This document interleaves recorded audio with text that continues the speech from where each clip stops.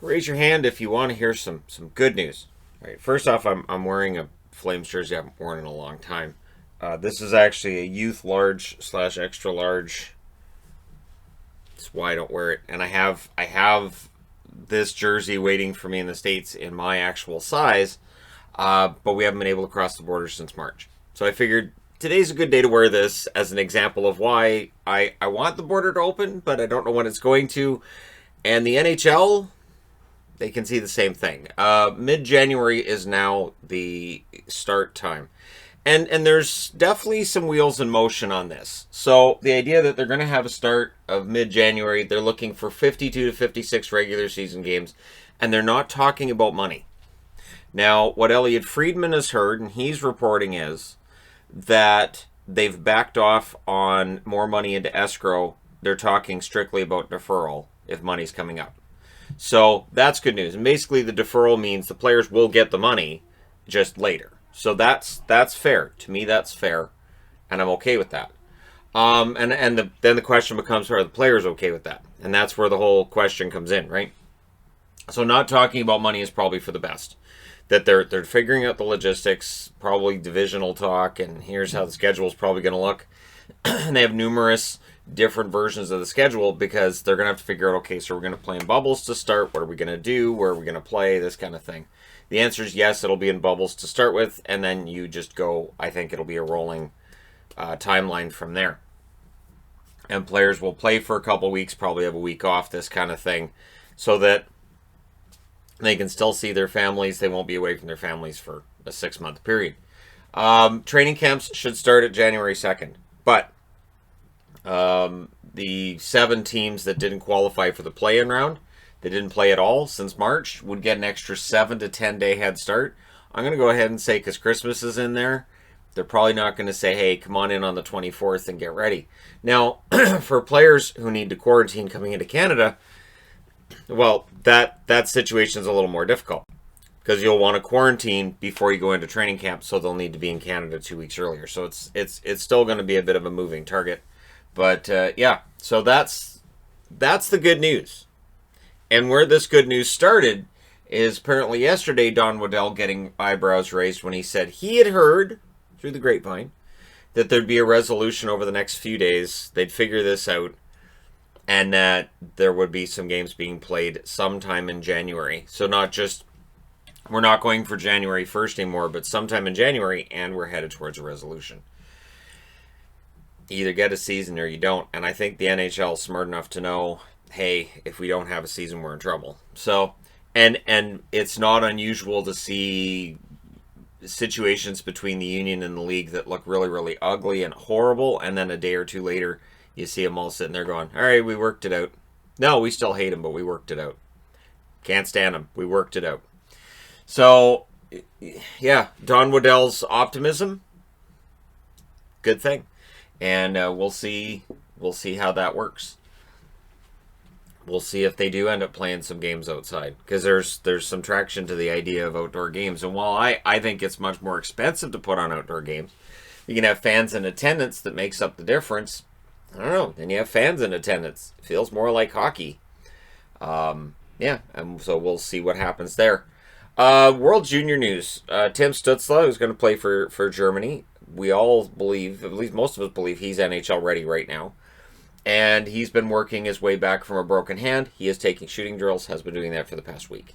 So, things look pretty good for Stützle. I'm looking forward to seeing him at the World Juniors. Of course, I will be covering World Juniors. Of course, I'll be doing previews and reviews for World Juniors.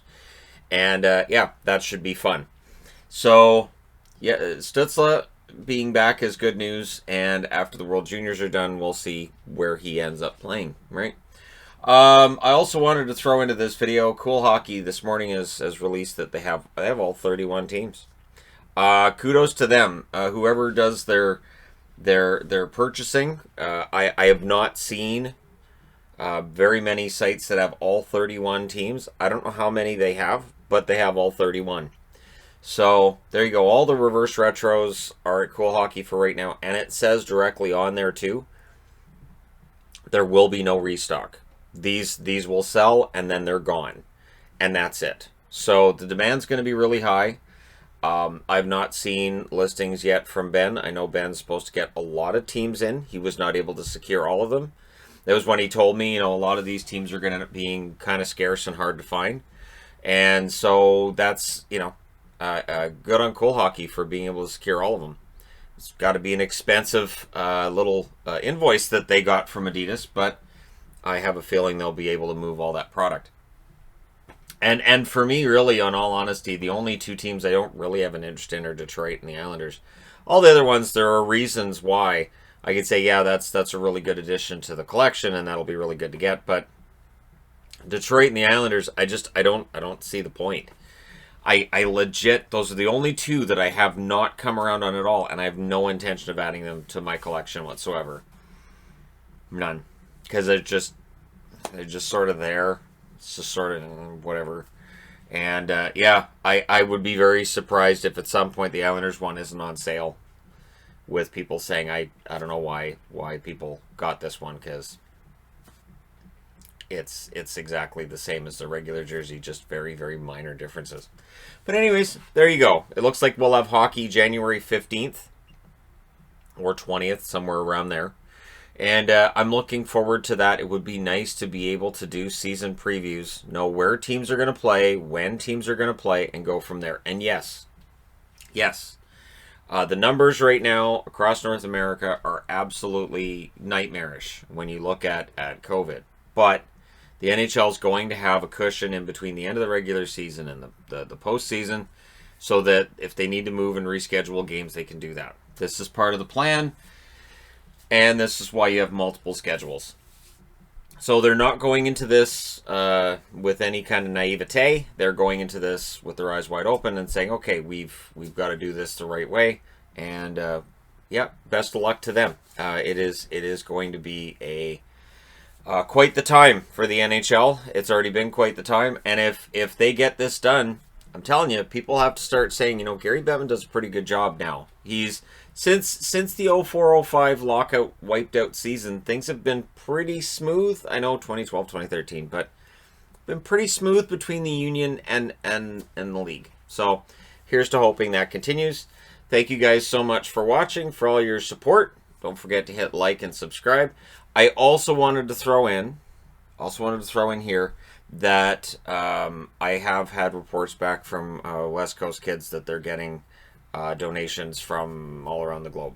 So that's the West Coast Kids Cancer Foundation, which is local to me here, and they're letting me know, hey, we're getting these from all over, which they've never seen. So thank you guys so much for people who've been giving to the cause. It's greatly appreciated, and that does come back to me, and it's blown them away. So there's some families who are going to have a better Christmas in direct result thanks to you guys. So kudos. Thanks for all your support along the way, and hopefully over the next couple of days we'll be having a video where we talk about here's what the NHL return is going to look like, here's when it's going to start, and then we can get back to everybody in the comments saying it's never going to happen, it's not going to happen, why are you reporting, it's never going to happen. Just like the playoffs were never going to happen, we were never going to get a Stanley Cup winner, and nobody would ever respect them as an actual Stanley Cup winner. And then we got a Stanley Cup winner, they were great playoffs, and nobody will argue that Tampa Bay didn't deserve the Stanley Cup. Except people in the comment section below. You'll see it. Anyways, thanks again for all your support. I will talk to you again soon.